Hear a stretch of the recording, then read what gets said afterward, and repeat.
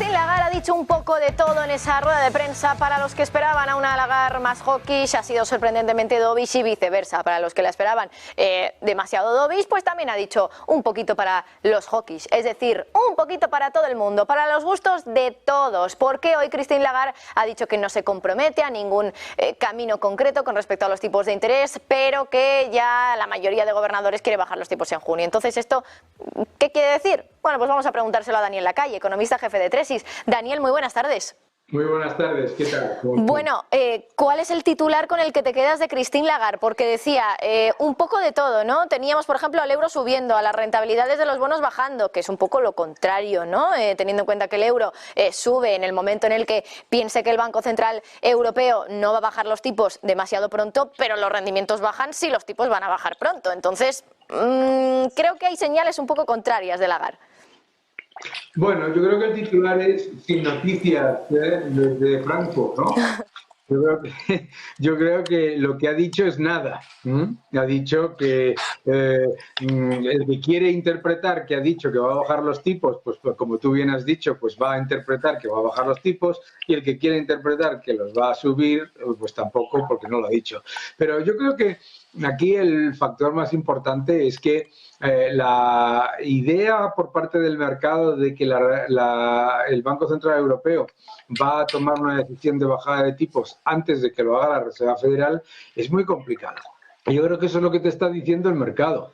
El mercado te está diciendo que sí, que probablemente vaya a darse algún tipo de bajada de tipos, pero que no se va a dar previa a que reaccione la Reserva Federal, porque eso supondría, además, desde el propio punto de vista inflacionario, una ridiculez, porque, y desde luego si lo hacen va a ser un error, porque lo que haría inmediatamente sería bajar al euro y hacer que las importaciones de la eurozona fuesen muchísimo más caras con respecto al dólar, y por lo tanto pues eso afectaría a la inflación.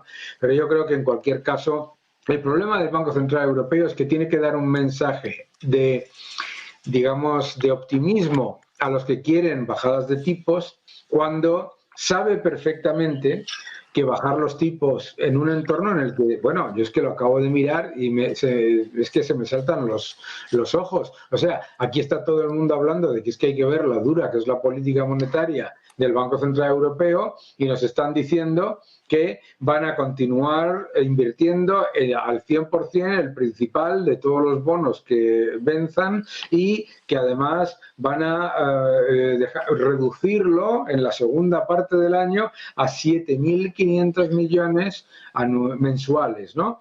Entonces, bueno, pues la verdad, la realidad del Banco Central Europeo como de la Reserva Federal es que no están llevando a cabo políticas de endurecimiento serias, y por lo tanto, como es normal, la inflación no está bajando, como lo vimos ayer en los datos de Estados Unidos, y en los de la eurozona son muy similares. Están perpetuando una inflación que solamente se ha moderado por el efecto base. Y por lo tanto, el efecto base, que deja de jugar al favor de los desinflacionistas, pues claramente, como no se reduzcan los agregados monetarios, pues nada, aquí seguimos en un mundo de yuppie en el que la gente piensa que la inflación la causa cualquier cosa excepto la generación de mayor cantidad de dinero de lo que demanda la economía, y que por lo tanto pues hay que esperar a que baje la inflación, pues poniendo las manos juntas y rezando. Daniel, ¿no te crees, mejor dicho, que Christine Lagarde vaya a ser independiente, como dice? Porque lo ha dicho ya muchas veces, hoy ha sido la última. Claro, decías, sería un error que el Banco Central Europeo actuara antes de la Reserva Federal. ¿Crees que entonces Lagarde no está siendo sincera cuando habla de independencia del BCE? Bueno, yo no tengo por qué juzgar preventivamente. Que lo demuestre. Ella ha dicho dos cosas, que van a ser data dependent, ¿no? O sea, que se van a fijar en los datos, y los datos dicen que ni la demanda de crédito ni la oferta de crédito están cayendo, de hecho se están repuntando en los últimos meses, que la masa monetaria está repuntando en los próximos meses, que la inflación subyacente, la inflación de los bienes y servicios esenciales, no solamente no se ha reducido, sino que en los últimos 3 meses se ha acelerado. Por lo tanto, sobre todo, entonces, si son dependientes de los datos, yo no tengo por qué decirles que no ni decirles que sí, que lo demuestren, que lo demuestren. Lo que demostrarían si bajan los tipos de interés con estos datos es que no lo son. Daniel, quiero dar paso a nuestro compañero Javier Luengo, que está ahí en Frankfurt, en la sede del Banco Central Europeo, porque también tiene preguntas que hacerte. Él también contando con esa experiencia de haber estado allí físicamente en la rueda de prensa de Christine Lagarde. Así que, en primer lugar, quiero darle paso para que también nos cuente un poco un resumen de qué es lo que ha vivido allí. Javi, no sé si estamos viendo... Sí, lo estamos viendo ya nuestro compañero Javier Luengo. Javi, ¿qué sensaciones has tenido en esa rueda de prensa de Lagarde, donde hemos visto una de cal y una de arena? Decía Daniel Lacalle, el que ha querido interpretar lo que haya querido, lo ha podido hacer porque ha dado un poco para gusto de todos.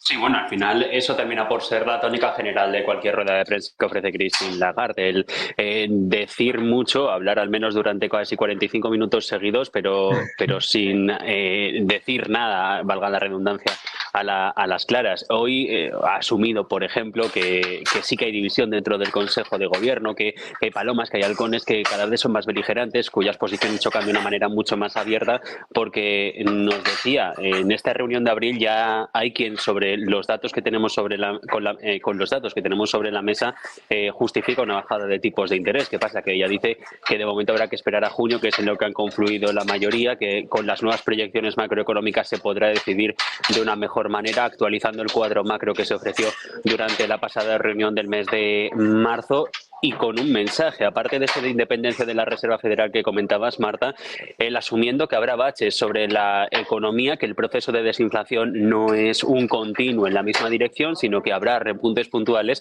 pero que el objetivo se conseguirá a mediados de 2025. Y precisamente quería empezar por aquí la cuestión, Daniel, sobre el asunto de los baches, porque esta fue una palabra que también pronunció Jerome Powell en el discurso de Stanford la semana pasada, diciendo que los datos de inflación en Estados Unidos de enero, de febrero, habían sido baches coyunturales, que a partir de entonces veríamos cómo se relajaba más o menos la presión, pero vimos en el dato de ayer, en el de marzo, que había sido una mentira, básicamente, porque hemos visto como la inflación en Estados Unidos sigue repuntando. No sé si el empezar a utilizar términos similares nos devuelve a esos mensajes de que están todos más alineados de los que nos están haciendo querer ver.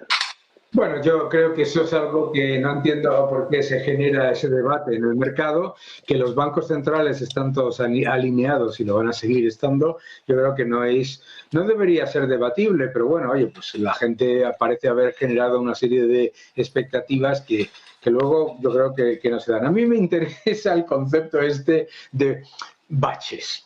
¿Cómo se nota que no pagan por las cosas con sus salarios? No lo sé, o no sé qué es lo que están viendo, porque la inflación es acumulativa, mis queridos amigos. Por lo tanto, no existe el concepto de bache. Existe el concepto de que la inflación acumulada al mes pasado se le acumula la de este mes.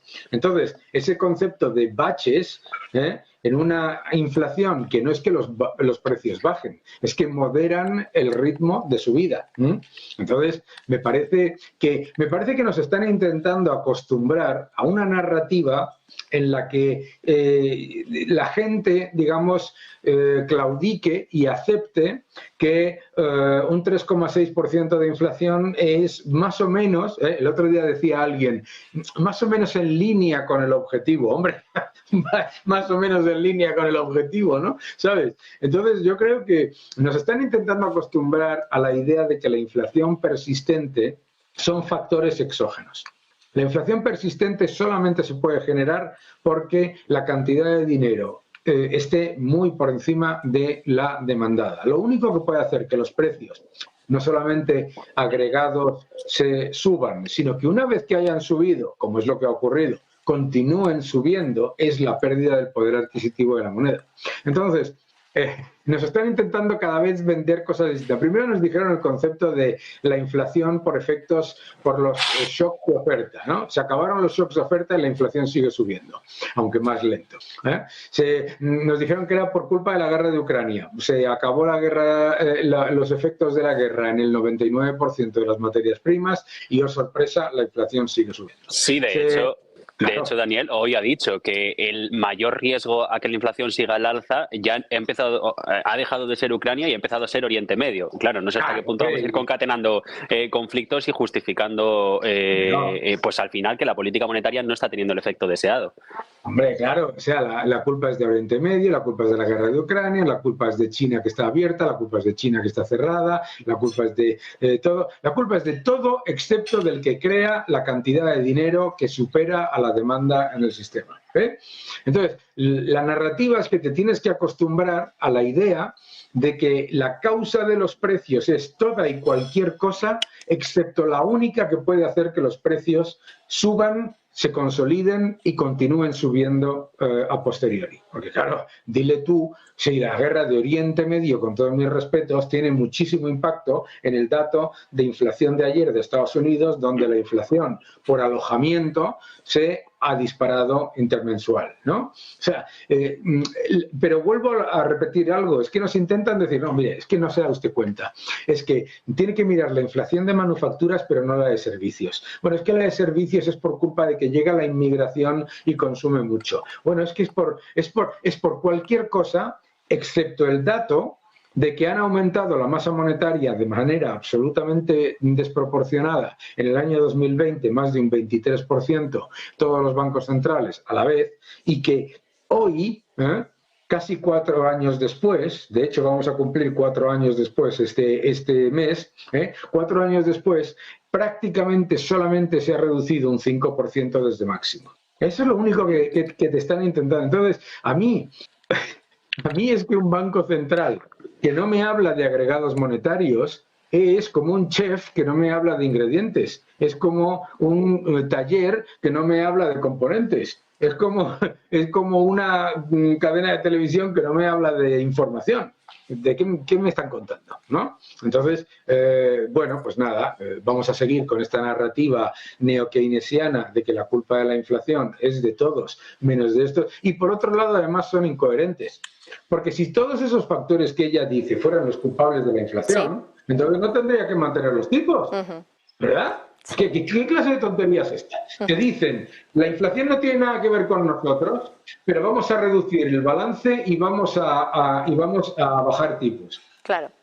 Oiga, pues lo que está demostrando con sus acciones es precisamente que la inflación es culpa de ustedes. Y la razón por la que la inflación es persistente es por culpa de ustedes. Sí, esto es algo que hemos intentado explicar aquí desde Negocios Televisión en varias ocasiones, porque ellos, desde luego, que decirlo no lo van a decir.